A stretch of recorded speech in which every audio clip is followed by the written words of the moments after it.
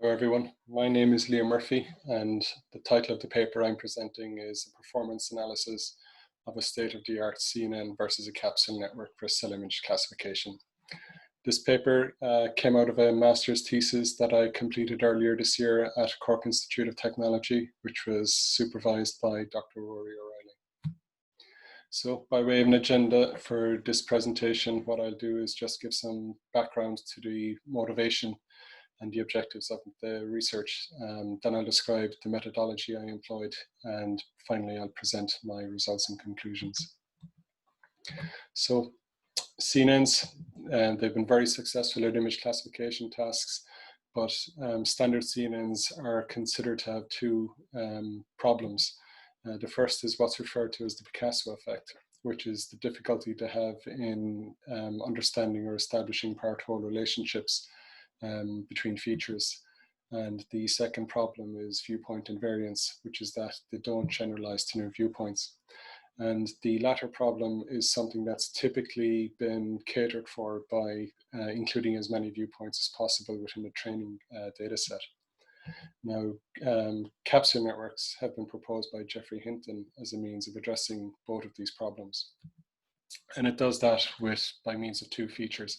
The first is the use of capsule neurons, which output a vector or a matrix, and this is what allows them to encode pose information.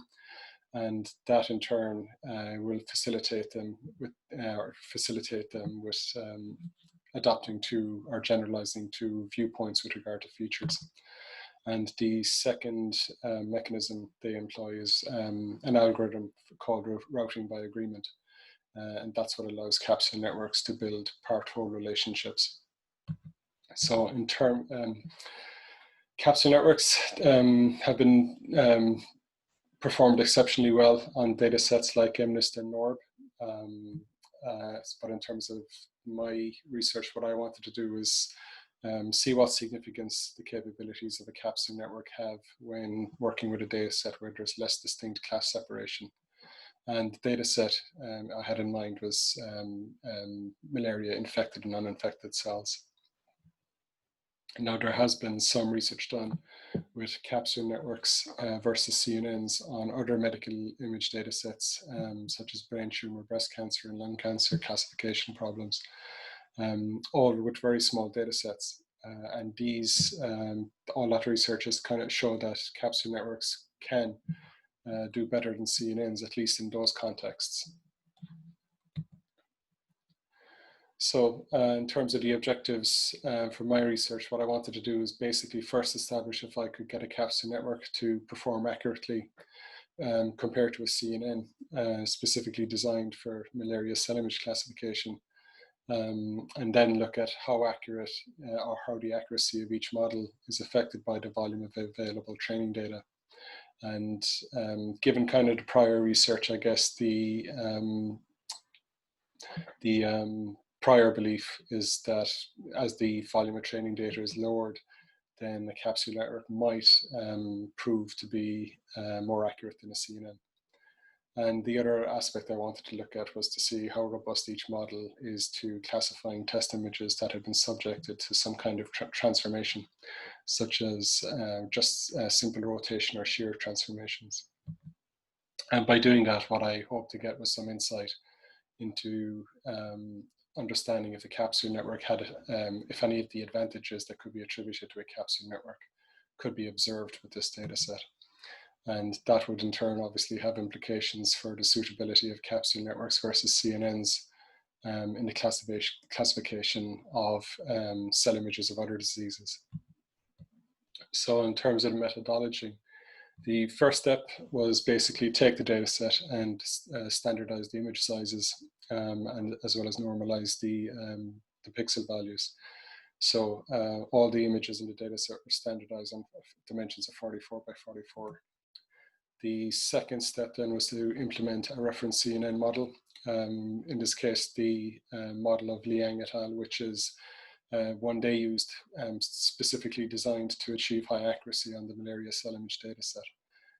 This model I implemented in Keras, but it's, as you can see on the right, it's basically composed of the standard sort of CNN components, convolution layers, pooling layers, and then fully connected layers at the output.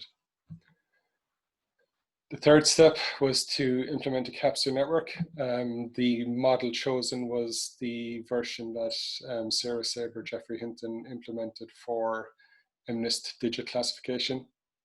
And I choose this version simply because there is a version that existed in Keras at the time I was doing the research, and that was just convenient to take that and then reconfigure it and tune it for performance on the malaria cell image dataset.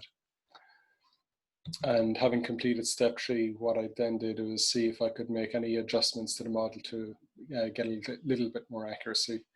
So I implemented a modified version, which has an additional convolution layer at the input.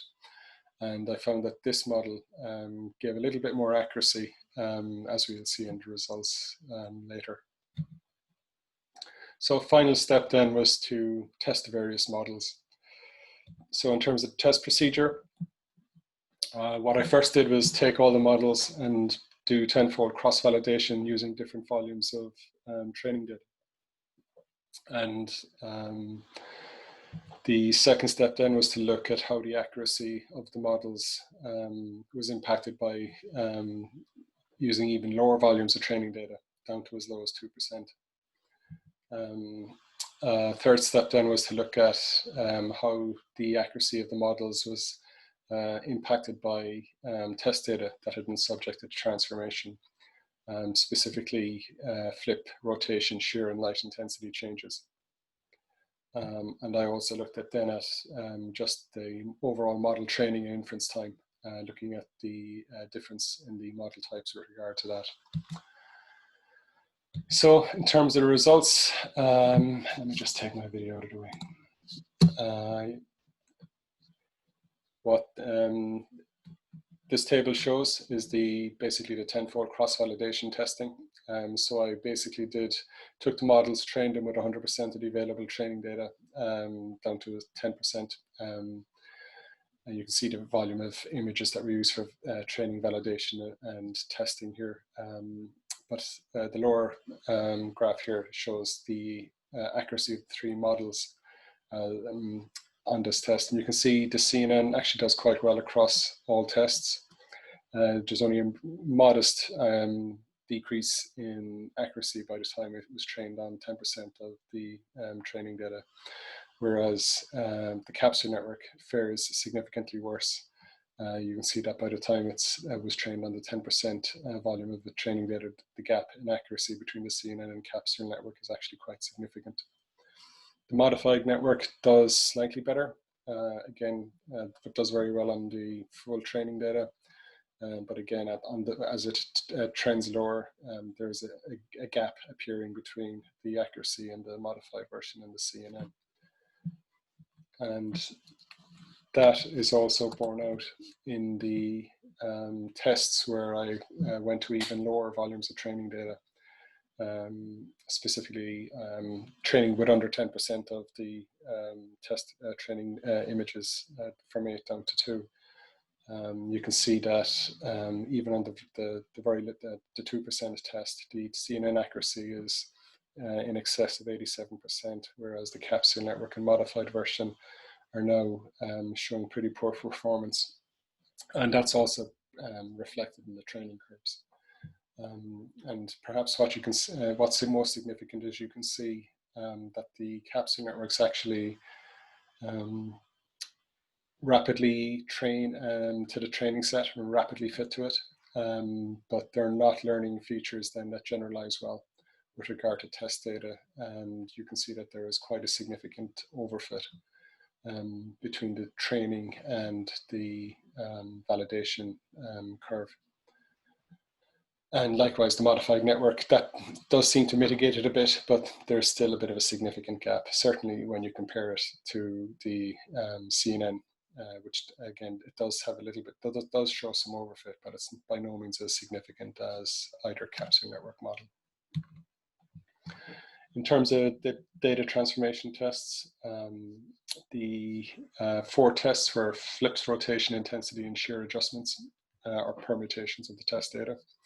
You can see compared to the baseline, flips basically have no impact whatsoever on accuracy, which is to be expected, since that's not really doing anything other than sort of providing a mirror image. So feature-wise, it's not really modifying anything. Rotations and shear and light intensity all show no model really has any significant advantage over the other with regard to those tests. And perhaps what's significant is that the rotations and shear show that in the context of this data set, perhaps feature orientation or pose is of no significance, and therefore the capsule, it's not something that can be leveraged by the capsule networks for more accuracy.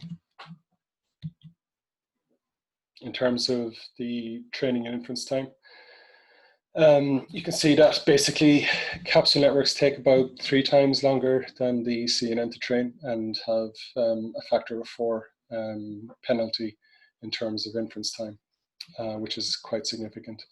And just to put it in context as well, the CNN has just under 1 million parameters, and the modified capsule network has about 37,400 core model parameters, but there's also a reconstruction decoder present in the model, which is used during training, and that has 6.4 million parameters.